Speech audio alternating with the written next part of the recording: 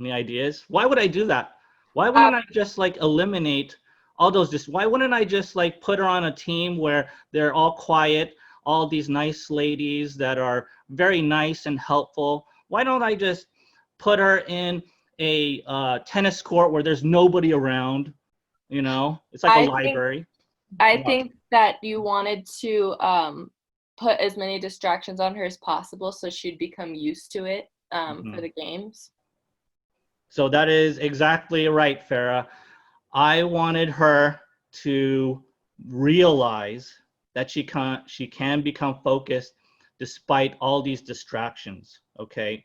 So, and yes, you at some point you got to get used to it. You got to get used to it. The more you put on your head, at some point you'll either go crazy or you'll figure it out. And I think most of you can really figure it out. I think most of my students can figure it out what's going on.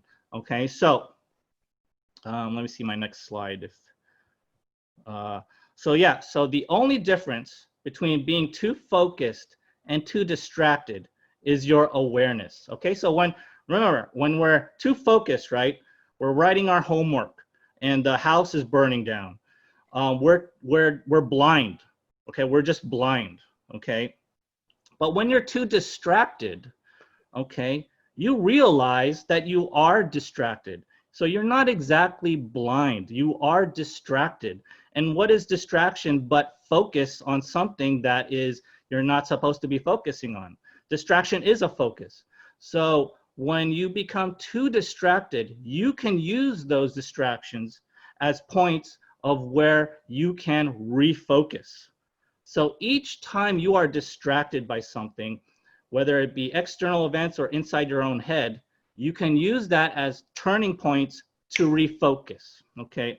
And let's see if oh yeah, so that's what my next slide is. Use distractions as opportunities to refocus. And when we think about focus, we think there's a connotation about it where it's like a singular thing. It's just a linear thing. Focus is just like a one-time thing. You're either focused or you're not, right? You're either focused or you're not focused. You're just that is incorrect. Okay. When you focus, sometimes you lose focus and you have to refocus. And that's what makes you a person that can concentrate better. It's okay that there's distractions around. So in a tennis match, there's going to be a lot of stuff that'll distract you. I had a student, or it wasn't a student, it was an actual match by my teammate, and someone was heckling him. Like the wife of the opponent was heckling him because she was drunk. She was actually drunk, and she called out all these really bad names on my teammate. And it's kind of funny after the point, but during the actual match, because it was important, it's definitely not funny. It's a very big distraction, but you can use that as an opportunity to refocus. It may be hard, but it's actually good. If you're actually really distracted, super distracted, use all those distractions as opportunities to refocus. Refocus is a huge thing, and that's what chapter 1 was all about there. Okay, does that make sense? Or do you agree or disagree, or have any other stories on that, on How do you refocus? go about exactly refocusing? Like, is there any particular techniques or strategies to, use the distraction and, towards refocusing? So that's good idea. So when we go back to all those strategies, how do we go back to like what was that slide? This slide. Yeah, some of the strategies that you do stay focused. Okay, so all the things that we discussed there, like the breathing, going into another space.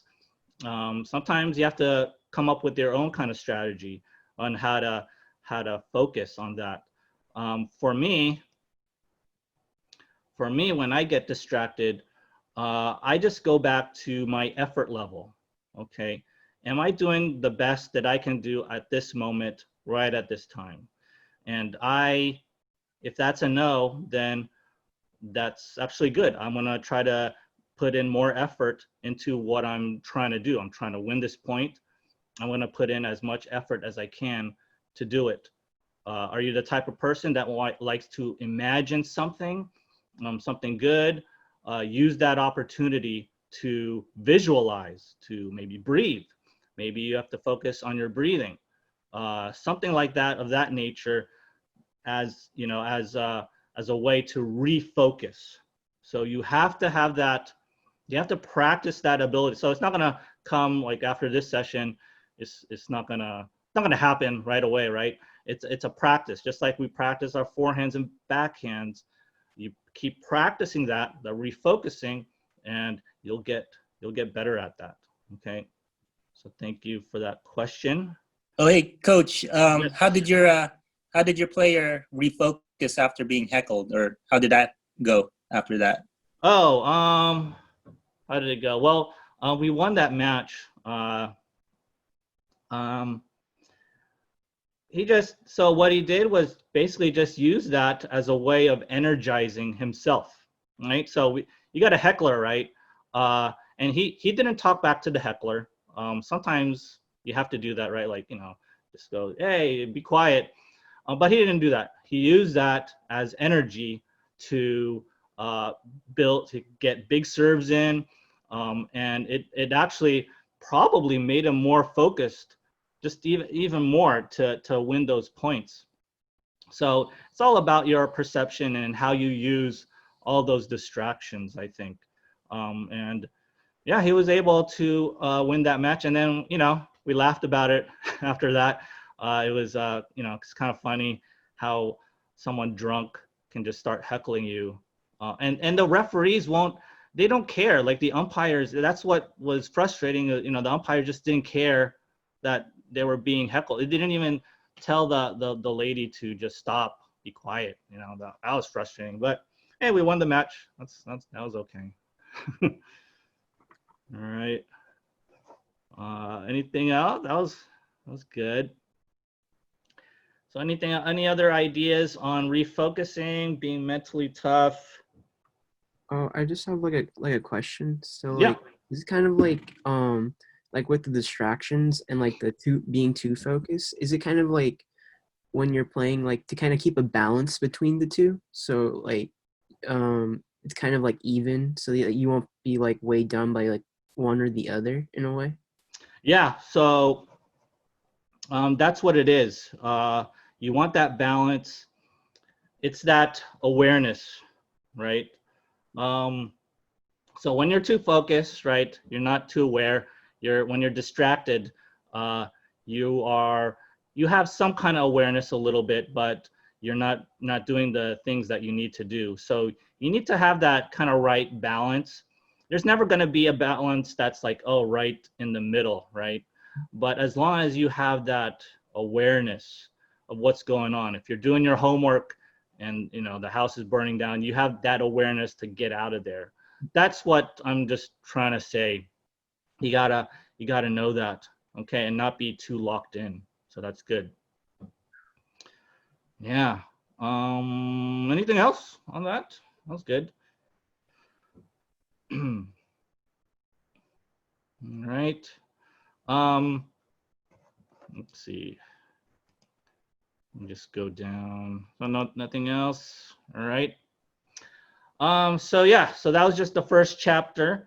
We might go over other chapters in my book.